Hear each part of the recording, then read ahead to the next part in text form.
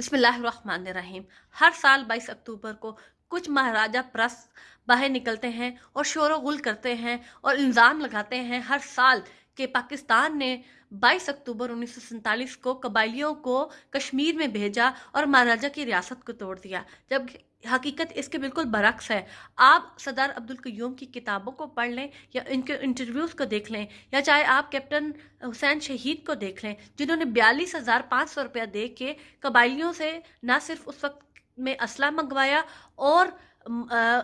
وہ نیت سمجھ چکے تھے مہاراجہ کی، کیونکہ مہاراجہ نے قائد اعظم محمد علی جناح کے ساتھ سٹینڈ سٹل ایگریمنٹ کیا، لیکن اس کے باوجود بھی مہاراجہ جو ہے اس کی نیت نہیں تھی کہ وہ کشمیر کو اپنی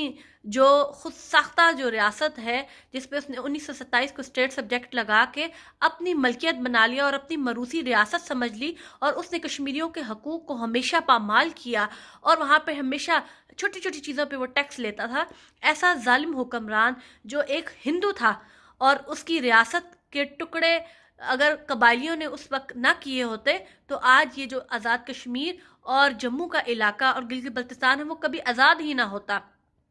آج جو یہ رونا رویا جاتا ہے کہ قبائلیوں نے وہاں پہ آ کے یلغار کی، سب سے پہلی بات تو یہ ہے کہ قبائلی ایک غیرت مند قوم ہے اور وہ کبھی بھی اللہ کی رضا کے علاوہ کبھی بھی کسی کو تکلیف پہنچانے کے لیے نہیں لڑتے۔ اس کی مثال آج بھی آپ افغان طالبان کو دیکھ لیں کہ وہ اللہ کی راہ کے لیے خالصتاً لڑتے ہیں، اور اس زمانے میں بھی اگر وہاں پہ قبائلی آئے تو انہوں نے کشمیریوں کی مدد کی، کیونکہ مہاراجہ کی یہ نیت تھی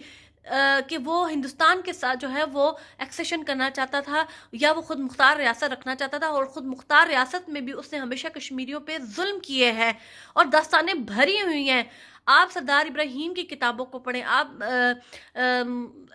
سردار عبدالقیوم کی کتابوں کو پڑھیں،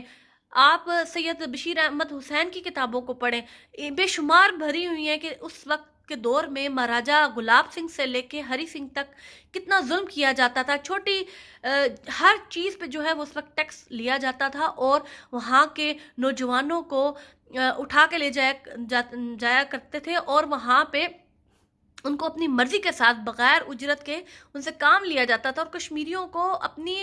غلام رعایا سمجھا جاتا تھا۔ جبکہ دین اسلام جو ہے وہ ہمیں یہ سکھاتا ہے کہ اسلام میں بھی یہ ہے کہ آپ نے غلام کو آزاد کرنا ہے، جبکہ یہاں پہ بالکل اس کے برعکس تھا، اور تمام مسلمان کشمیریوں کو وہاں پہ غلام بنایا گیا ہوا تھا۔ تو آج 22 اکتوبر جو لوگ باہر نکلتے ہیں اور مہاراجہ پرستی کی آڑ میں وہی اسٹیٹ کا مطالبہ کرتے ہیں جو کبھی 1846 میں انگریزوں سے خریدی گئی تھی، جبکہ ہسٹری ہمیں یہ بتاتی ہے کہ گلاب سنگھ جو ہے اس نے جب یہ ریاست کو خریدا، اس کے باوجود بھی وہ خود انگریزوں کی پارلیمنٹ میں ماتحت تھا ان کا، اور ان کے انڈر وہ اپنی اس ریاست کو بھی چلاتا تھا، جبکہ وہ خود مختار نہیں تھا۔ کشمیر کے لوگوں کو آج یہ سمجھنا چاہیے کہ کشمیر کی ریاست کو 700 سال سے کبھی مغلوں نے، کبھی افغان نے، کبھی سکھوں نے، کبھی ہندوؤں نے ہمیشہ یرغمال بنا کے رکھا، اور کشمیریوں پہ کبھی بھی ان کو خود مختار رہنے نہیں دیا گیا، ان پہ کسی نہ کسی نے قبضہ کیا۔ کشمیریوں کا جو ان کی بقا ہے، ان کا جو وجود ہے، جو ان کا مستقبل ہے، وہ صرف پاکستان کے ساتھ ہے۔ 3 جون 1947 کو جب گورا سمراج یہاں سے جا رہا تھا اور تقسیم ہند کیا گیا تھا، تو تب بھی کہا گیا تھا کہ جہاں پہ میجورٹی مسلمانوں کی ہے وہ ریاستیں کشمیر، وہ جو بھی ریاست ہوگی وہ پاکستان کے ساتھ جائے گی، اور ہندو ریاستیں جو ہیں وہ جائیں گی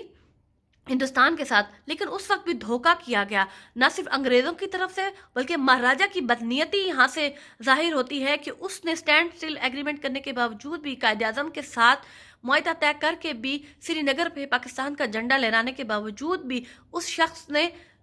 پاکستان کے ساتھ مکمل طور پہ اعتماد ہونے کے باوجود بھی اس نے بے اعتباری دکھائی، اور اس نے جو ہے وہ اس سلطنت کے ٹکڑے جو ہیں، وہ ریاست کے ٹکڑے جو ہیں وہ اسے خود کیے ہیں۔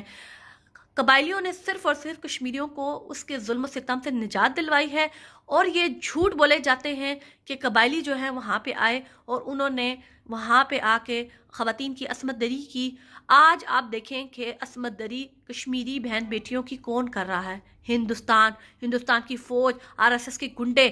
لیکن آج بھی میں حیران ہوں کہ ایسے لوگ جو ہندوستان کا چہرہ بے نقاب کرنے کے بجائے یہاں پہ پاکستان کو برا بھلا کہتے ہیں، کبھی وہ قبائلیوں پہ الزام لگاتے ہیں، کبھی وہ شملہ ایگریمنٹ کو، تاشقند ایگریمنٹ کو، کبھی کراچی ایگریمنٹ کو ڈسکس کرتے ہیں، جبکہ کوئی بھی ایسا شخص جو مہاراجہ پرست ہے اس نے کبھی بھی ہندوستان نے جو ظلم کیے ہیں ان کے خلاف بات نہیں کی ہے۔ تو کشمیر کے لوگوں کو میں صرف ایک بات کہوں گی کہ یہ بات آپ کو سمجھنا ہے کہ حق پہ کون ہے، اور دوسری بات یہ کہ جو جہاد ہوا تھا وہ 18 مہینوں تک مسلسل وہاں پہ ہوتا رہا ہے۔ جو لوگ کہتے ہیں کہ 22 اکتوبر سے لے کے 27 اکتوبر تک ہوا، اور 27 اکتوبر کو